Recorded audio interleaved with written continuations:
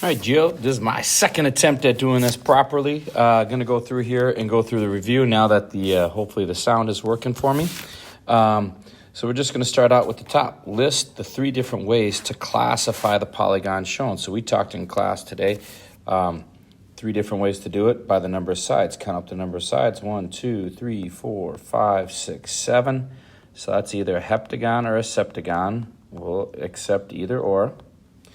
Right, then we go by concave or convex, and since right here it is caving in, we would call that concave.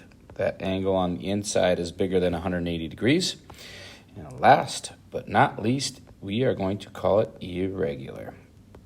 In order to be regular, all the angles and all the sides have to be congruent. So all angles have to be congruent. All sides have to be congruent. And right now you can see that all the sides are different lengths, or some of them are different lengths, so it is irregular. All right, go on to the next one. Measure of one interior angle decagon. All right, those are the key words. So we want to find out what all the angles add up to, so we're going to do 10 minus 2 times that wonderful number of 180. 8 times 180 gives you 8,640. And then we want one interior angle, so we are going to divide that by 10. Wait a minute. That didn't work out the way I wanted to. There we go. I had extra stuff in the calculator. You were probably wondering what the heck's going on. That's 1440. All right, and then we're going to take and divide that by 10 because there are 10 angles. We're going to get 144 degrees for the measure of one angle.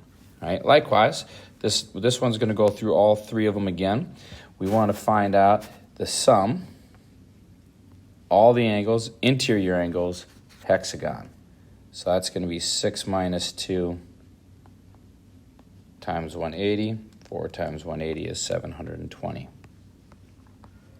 So this is going through all the steps here, measure of one interior angle. So we're going to take that 720 degrees, divide that by the number of angles or sides, which is 6. 720 divided by 6 is 120 degrees. All right, measure of one exterior angle. Well, the exterior angles always add up to 360. Divide that by 6. You get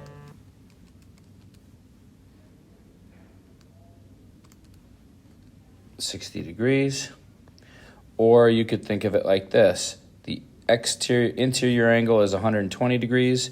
Subtract it from 180 and you get 60 degrees. Either way, you get the same answer. All right. Now let's go to our properties of parallelogram. Okay, so we're going to go use our properties of parallelograms here. We're talking about finding angles. And we are talking about, in this case, consecutive angles. So we're going to use this one. Consecutive angles are supplementary. They add up to 180 degrees. They are next to each other, right? They're on the same line, angles. Opposites would be L and J. Those would be congruent. K and M would be congruent. But since they are consecutive, they are supplementary. So we're going to set up an equation. X minus 9 plus 0.5x equals 180 degrees. So we got 1.5x minus 9 equals 180. And we're going to do our algebra. Add 9. And then divide by 1.5. And we get 126. X is 126. It's asking us to find angle L. So we're going to do 126 minus 9, which is 117 degrees. Find the measure of angle K. That's 0.5 times 126, which gives us a grand total of 63. If you want to just double check to make sure, 117 and 63 should add up to 180 degrees, which they do, so you should feel comfortable. All right. Now, MJ is a side length. we know, based off our properties of parallelograms, opposite sides are congruent. So I am going to take and set those two sides equal to each other.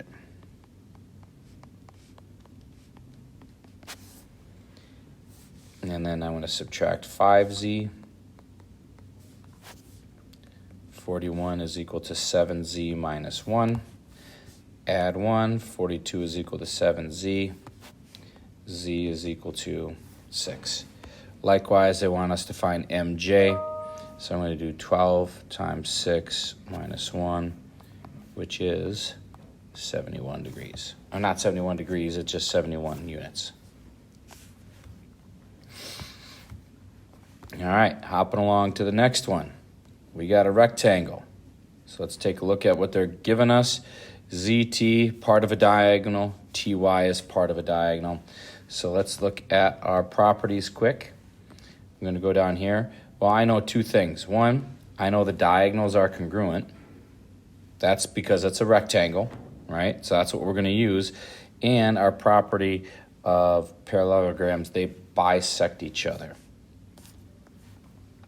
So what we got going on here is not only are the diagonals w to y and z to x the same, but they are cut in half, so I know all four of these parts are the exact same measure.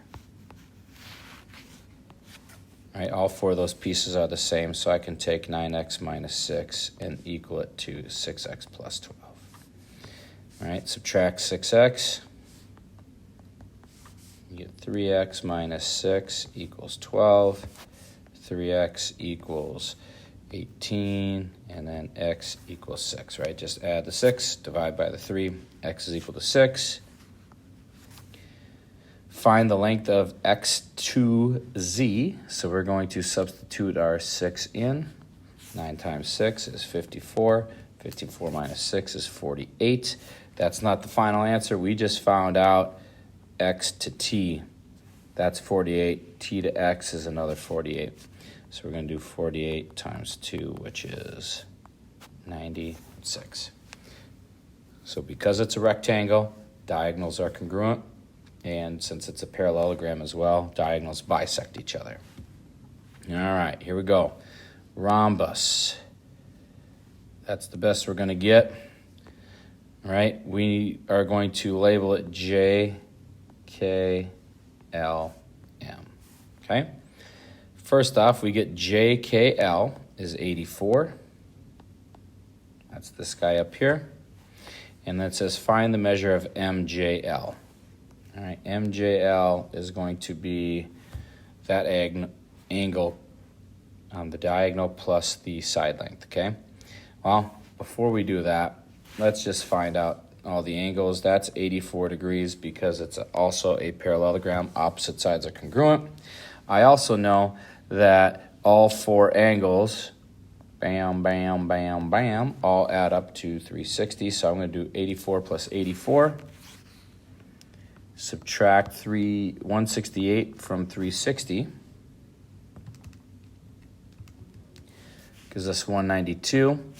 And then I'm going to split that in half because opposite side or opposite angles are congruent. So 192 divided by 2 is 96. So each of these is 96 degrees and 96 degrees. Okay, that's what we know about the rhombus so far. Now, in a rhombus, the diagonals bisect a pair of opposite angles. So we're going to go through and we are going to draw the diagonal. This diagonal cuts J in half and L in half. And since that's what we want to find is that angle, we're going to split 96 in half and get that to be 48 and this to be 48 degrees. So the measure of MJL is 48 degrees. All right, move to a trapezoid.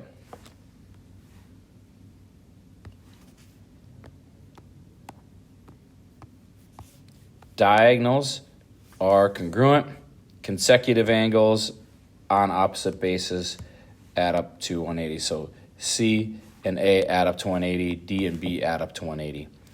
A and B are the same measure C and D are the same measure, okay? But we're not going to use that here. Hint, hint, might need it tomorrow. The diagonals are congruent. That's what we're going to use for this one because it gives us DF and EG. All right, DF is a diagonal, EG is a diagonal. They are congruent. So I'm going to take and set the two diagonals equal to each other. Do a little bit of algebra. I'm going to add 5x this time. Get that positive x value. Plus 2x equals 15. I'm going to subtract 25.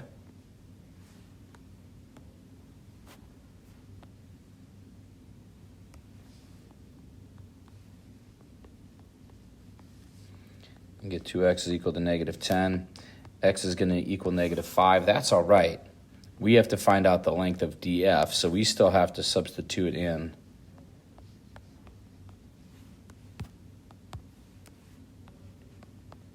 our negative 5x value. All right, negative times a negative is a positive, so this is really 25 plus 15, which is 40. All right, and then last but not least, in kite ABCD, BDC is 17. B to D to C is 17. So I'm going to put 17 degrees right there. All right, how are we going to find this out? A couple different ways. Because we have a kite, this is really an isosceles triangle, so base angles are the same. All right, and then since this is perpendicular, this top angle gets cut in half, so you can do 17 plus 17, subtract that from 180, and then divide by 2. Or I think a little simpler way is to focus in on this triangle right here. It's a right triangle. Matter of fact, it's just a, it's perpendicular because that's the property we're using. Its diagonals are perpendicular, all right? They're perpendicular, meaning 90 degrees.